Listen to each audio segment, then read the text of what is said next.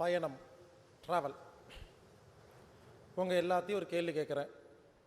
எது நடந்தால் நீங்கள் நிம்மதியாக இருப்பீங்க? எல்லாம் யோசிங்க. எது நடந்தால் நீங்கள் நிம்மதியாக இருப்பீங்க? யோசிங்க. எல்லோரும் யோசிச்சாச்சா? சொல்ல வேண்டாம், யோசிங்கன்னு. யோசிச்சிட்டிங்களா? ஒரு சில பேர் யோசிச்சிருப்பீங்க, என் பொண்ணுக்கு மட்டும் நல்ல மாப்பிள்ளை கல்யாணம் பண்ணிட்டா நிம்மதியாக இருப்பேன். சில பேர் யோசிச்சிருப்பீங்களா? சில பேர், எனக்கு ஒரு குழந்தை மட்டும் பிறந்துருச்சுன்னா நான் நிம்மதியாக இருப்பேன். ஒரு சில பேர், எனக்கு ஒரு சொந்தமாக ஒரு வீடு, நான் நினச்ச மாதிரி ஒரு பங்களா வீடு ஒன்று கட்டிட்டா நிம்மதியாக இருப்பேன். இன்னொருத்தர், நான் முதலமைச்சர் ஆகிட்டா நிம்மதியாக இருப்பேன். இன்னொருத்தர், என்னோட கடனை அடைச்சிட்டா நிம்மதியாக இருப்பேன். எல்லோரும் யோசிச்சிங்களா? இப்போ ஒரு கேள்வி கேட்குறேன். யாரெல்லாம் உங்கள் பொண்ணுக்கு கல்யாணம் ஆனாதான் நிம்மதியாக இருப்பேன்னு யோசிச்சிங்களோ, நீங்கள் உங்கள் பொண்ணு கல்யாணம் ஆகிற வரைக்கும் நிம்மதியாக இருக்க மாட்டேன்னு நீங்களே உங்களுக்கு சொல்லிக்கிட்டீங்க. உங்கள் பொண்ணு கல்யாணம் நடக்கிறதுக்கு 3 வருஷம் 5 வருஷம் ஆகுமா? அப்போது என் பொண்ணு கல்யாணம் நடந்தாதான் நிம்மதியாக இருப்பேன்னு யாரெல்லாம் திரும்ப திரும்ப உங்கள் மண்டைக்குள்ள சொல்கிறீங்களோ, அப்போ இன்டைரக்டாக என்ன அர்த்தம்? யோசிங்க. உங்கள் பொண்ணு கல்யாணம் வரைக்கும் நான் நிம்மதியாக இருக்க மாட்டேன்னு நமக்கு நாமே சொல்லிட்டோமா? அதனால தான் நிம்மதியாக இல்லை. சொந்தமாக ஒரு வீடு வாங்கினாதான் நான் நிம்மதியாக இருப்பேன்னு எப்பெல்லாம் வாயை திறந்து சொல்கிறீங்களோ, அந்த வீடு கட்டுறதுக்கு 4 வருஷம் 3 வருஷம் 5 வருஷம் ஆகுமா அப்ராக்சிமேட்டா? அப்போது அந்த 5 வருஷத்துக்கு நீங்கள் நிம்மதியாக இருக்க மாட்டேன்னு நீங்களே உங்களுக்கு நீங்களே சொல்லிட்டு நிம்மதி இல்லாமல் வாழ்கிறீங்க. எம்எல்ஏ ஆனால் தான் நிம்மதி நினச்சிங்கன்னா எம்எல்ஏ ஆகிறதுக்கு 5 வருஷம் ஆகும்னு வச்சுக்கோங்களேன், இல்லை 15 வருஷம் ஆகும். அப்போ என்ன அர்த்தம்? அதை நல்லா யோசிச்சு பாருங்கள். எம்எல்ஏ ஆகிற வரைக்கும் நான் நிம்மதியாக இல்லாமல் இருப்பேன்னு நமக்கு நாமே சொல்லிட்டோமா? மைண்ட் இப்படி தாங்க வேலை செய்யுது.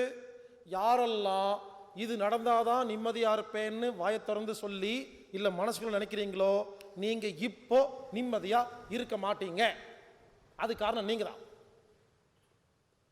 சில பேர் யோசிச்சிருப்பீங்க, எங்கள் வீட்டுக்கார மண்டையில் முடி முளைச்சா நிம்மதியாக இருப்பேன். இந்த ஜென்மத்தில் முளைக்காது, என்ன பண்ண போகிறீங்க? இப்போ நிம்மதி இல்லாமல் இருக்க போகிறீங்களா வாழ்க்கை ஃபுல்லாக? ஸோ புரிஞ்சுக்குங்க, கொஞ்சம் மாற்றுங்க. பாருங்கள், எல்லாம் நல்லா கேளுங்க. நீங்கள் நினச்சிங்களா ஒரு விஷயம், அதை கொஞ்சம் மாற்றி சொல்லுங்கள்.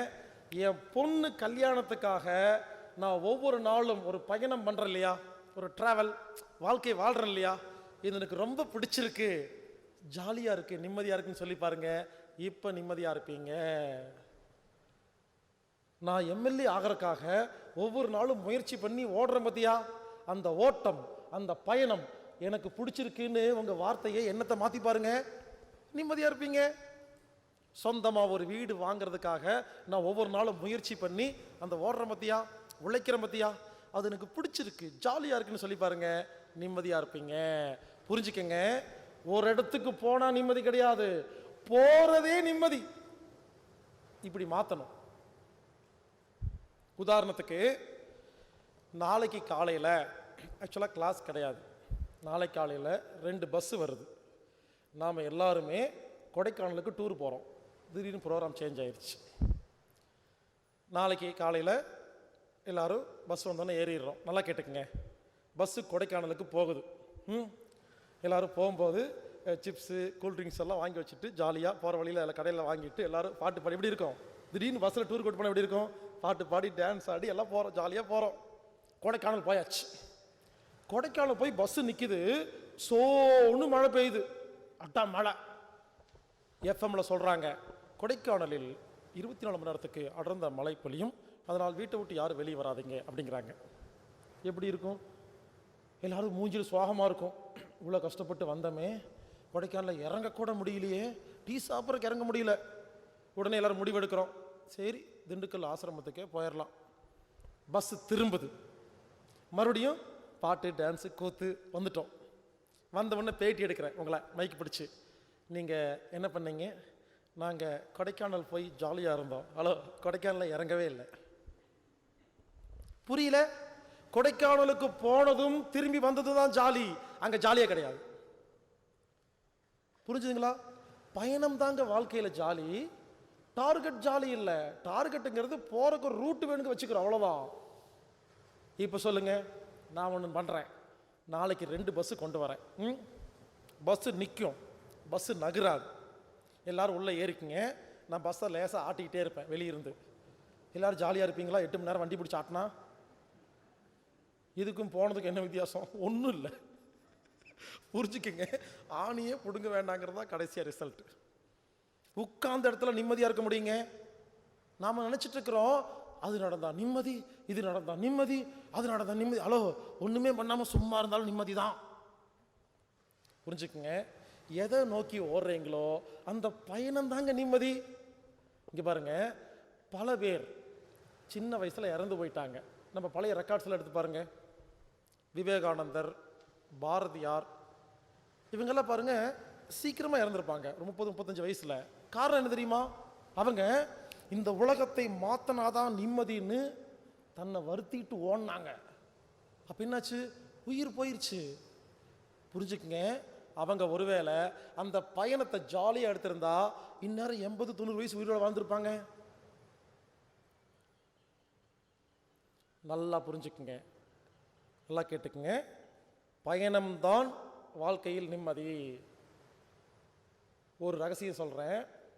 உலக மக்களை எல்லாத்தையும் இந்த அனாட்டமிக் தெரப்பிங்கிற செவி வழி தொடு சிகிச்சையை கொடுத்தாதான் நிம்மதின்னு நான் நினைக்கவே கிடையாது. அதனால தான் இன்னும் உயிரோடு இருக்கிறேன். டெய்லி ஜாலியாக கொஞ்சம் கொஞ்சம் பேத்துக்கு கொடுத்துட்டு அது போகிறோம் இல்லையா, அந்த பயணம் இது பிடிச்சிருக்கு. அப்போ டெய்லி ஜாலியாக இருக்கா இல்லையா? இதே வெறித்தனமா, ஐயோ உலக மக்கள் எல்லாம் நோயோடு அவஸ்தைப்படுறாங்க, நான் தான் பெரிய காப்பாற்றணும்னு சொல்லி மாங்கு மாங்கு மாங்குன்னு ஓடனா என்ன ஆகும்? நான் முடிஞ்சு போயிடுவேன். புரிஞ்சுக்குங்க, பயணத்தை ரசிங்க, டார்கெட்டு போனால் ரசிக்காதீங்க. அந்த டார்கெட் எதுக்கு தெரியுமா? நோக்கம் எதுக்கு தெரியுமா? பயணம் ஜாலியாக இருக்கிறதுக்கு.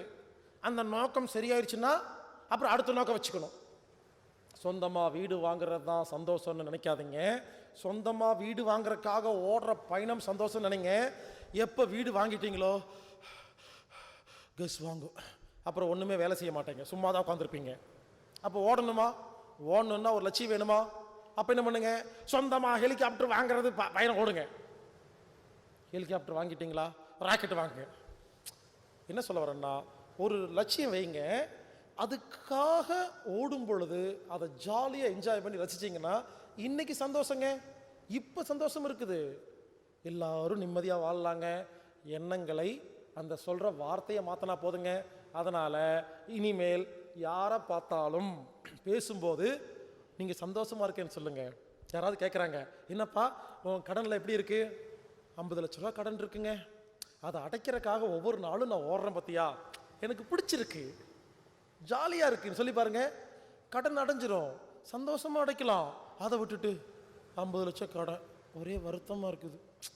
வருத்தமாக இருக்குன்னு சொன்னால் வருத்தமாக இருக்குது, ஜாலியாக இருக்குன்னா ஜாலியாக இருக்குது. நம்ம தான் மாற்றி பேசணும், மாற்றி யோசிக்கணும். ஏங்க, நினைக்கிறது சொல்கிறதுக்கெல்லாம் காசு கொடுக்கணுமா? புரிஞ்சுக்குங்க. இன்னைக்கு என்ன பண்ணுங்க, ஒரு பேப்பர் எடுங்க. நான் சொல்கிறதுக்கு முன்னால் எப்படி நினச்சிங்க? இது நடந்தால் சந்தோஷம், இது நடந்தால் சந்தோஷம், இது நடந்தால் நிம்மதின்னு நினச்சிட்டு இருந்தீங்களா? அதெல்லாம் பேப்பரில் எழுதுங்க. எழுதிட்டு வேற பேப்பர் எடுத்து அதுக்காக ஓடுவது சந்தோஷம், அதுக்காக பாடுபடுவது சந்தோஷம், அதுக்காக உழைப்பது சந்தோஷம், அதுக்காக ஒவ்வொரு நிமிஷமும் என் வாழ்க்கையில் ஒரு செயல் செய்கிறேன் இல்லையா, அது சந்தோஷம்னு பேப்பரில் எழுதி வச்சு டெய்லி 21 முறை படிங்க. ரெக்கார்ட் ஆகும். மற்றவங்கள்ட்ட சொல்லுங்க, 24 மணி நேரமும் நிம்மதியாகத்தான் வாழ்வோம். அதனால் பயணத்தை சந்தோஷமாக ஏற்றுக்கொள்ளுங்கள், மனது நிம்மதியாக இருக்கும். நான் மறுபடியும் சொல்கிறேன், ஒவ்வொரு 5 நிமிஷமும் வேறு வேறு வேறு டாப்பிக்கில் பேசிகிட்டே இருப்பேன். ஒவ்வொன்றுக்குள்ளேயும் மிகப்பெரிய அர்த்தம் இருக்குது. இதை எல்லாத்தையும் ஒன்று சேர்த்திங்கன்னா மனசு நிம்மதியாக இருக்கும்.